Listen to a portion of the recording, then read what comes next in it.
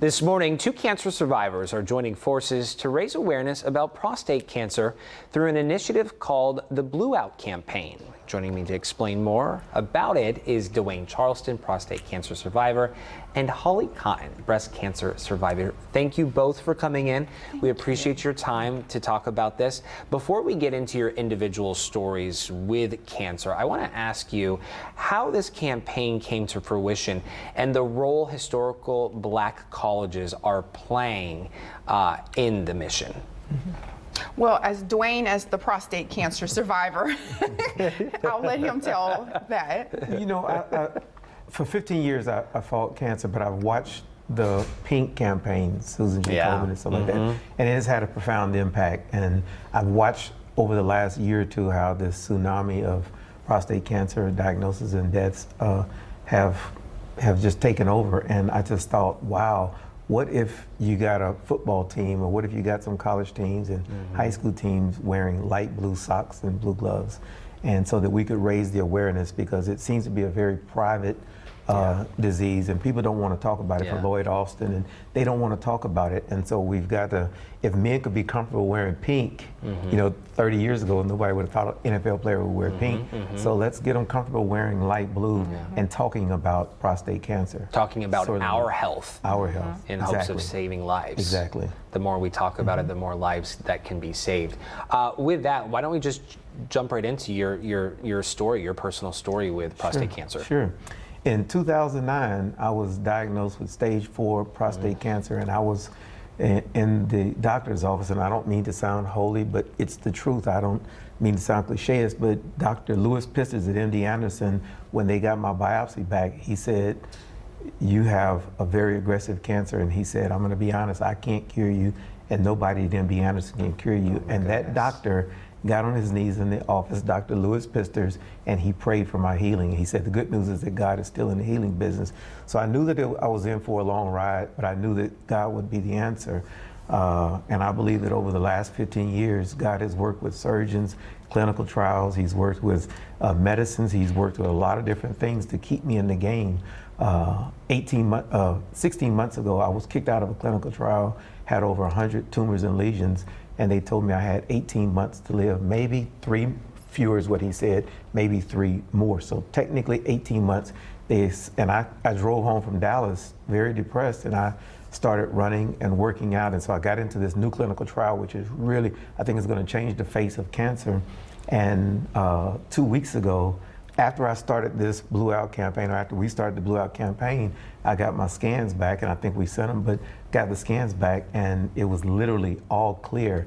And and all of these treatments, especially this latest one, none of this stuff was available when I was diagnosed 15 years ago. So it's, I tell people it's not ever a good time to get cancer, but if you're gonna get prostate cancer, it's not a death sentence. And I've been able to weather the storm through my faith, through diet, through laughter, and things like that. That's really incredible. Yes. Congratulations. Yes, that's quite the milestone. And to be here today to talk about this we're so grateful and thankful. I want to go back to before we move on to you, Holly, I want to just get some clarity here. When we say stage 4, what does that mean? Tell our viewers what that means. That means in prostate cancer, it means it has escaped the prostate and moved. It's metastasized. It's metastasized. It's in your lymph nodes, it's in your bones, it's in some various soft tissue organs, but it means it's gone. And in 2009 up until probably 2015, once it escaped, it was, you never heard the word cure. You never heard the word, and you still don't hear it a whole lot. Were you feeling sick? Were you having complications? No symptoms, never. And to this day, I haven't had any symptoms of the prostate cancer. Any issues that I've dealt came from the treatments, the harsh treatments that I took, but no symptoms. And my PSA was at 86. You're supposed to get tested at 40. I was 46 before I took my first PSA. So that was the first problem of mine.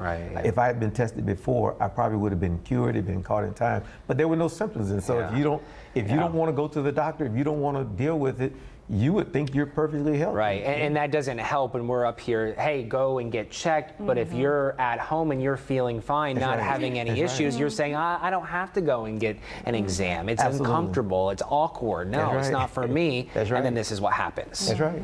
Okay, so yes, that's exactly what happened. get your butt to the doctors, regardless of how you're feeling. And I say at 39.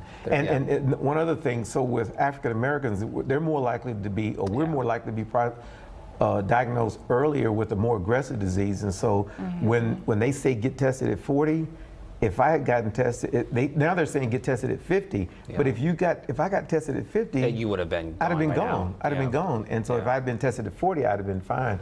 But the reality of it is, get tested at 40, and as early as your insurance or as early as you can afford to pay for it. That's what I say. Well, that's what we're trying to do, because it's a lack of education. So, and especially me coming from a nurse background, I know, because I'm with the patients who don't feel like they're even at risk. You're seeing these examples. Exactly. So that's the whole point of having awareness campaigns, because this is the opportunity for you to say, wow, maybe that could happen to me. What do I need to do? That could be me.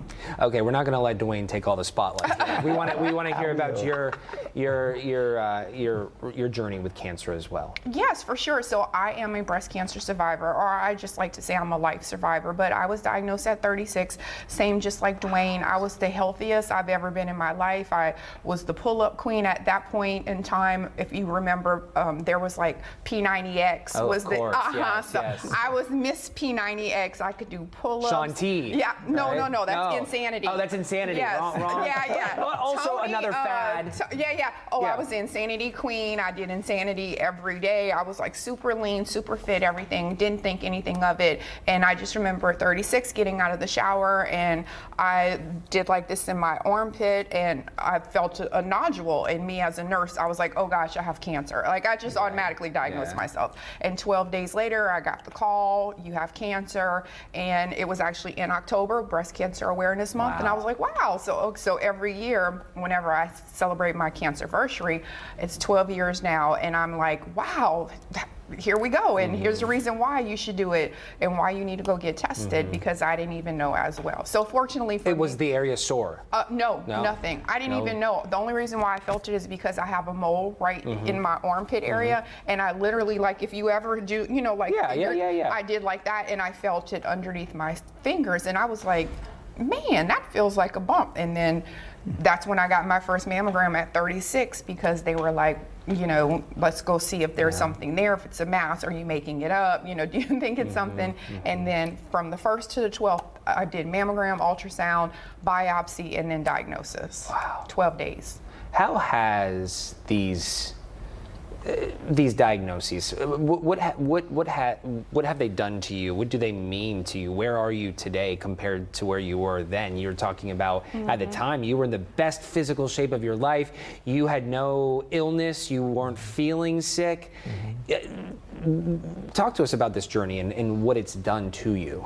So I'll say this, that going through something like that where death could be a possibility, because you never know what your outcome is. You just know you hear cancer, and cancer has just a negative connotation. You think cancer means death. So I know for me, initially I went through anger. Why is this happening to me? I am in the best shape of my life. I shouldn't have this. I've never smoked a cigarette. I do all of these things. A little bitter. And I mean, it's the 5 stages of grief, just like for anything that you do. So, but then you get to this phase where you're like, why am I still here? Why am I the one that's here to share a story? I'm thriving, I'm looking great, I'm still back in shape, I have another opportunity. So I think once you shift that thought process in the mindset of why am I still here, I realize my why is to make a difference. I need to educate people. I need to share my story. Use me as a motivation for you to live your best life. And I know that's for me. That's mine, is the why. Yeah. Well, I was living my life 100 miles an hour. Never taking time to eat right. Never taking the time to laugh. I was serious about everything, trying to change the world.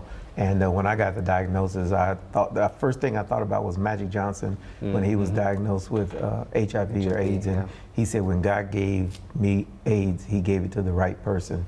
And that was what I've always thought was like, well, God, if I can just get myself healthy, I know you gave it to the right person. I want to do something significant. So I started appreciating, every morning. There hadn't been a morning that I didn't wake up thinking about my mortality. And so I slowed down, and I'm trying to do for others a whole lot more, and hopefully we can make that difference. And both Holly and I started traveling. I think that was another thing. I don't know, she may have already been traveling. And I don't we know, both wrote books about our survivor story as well. So Incredible.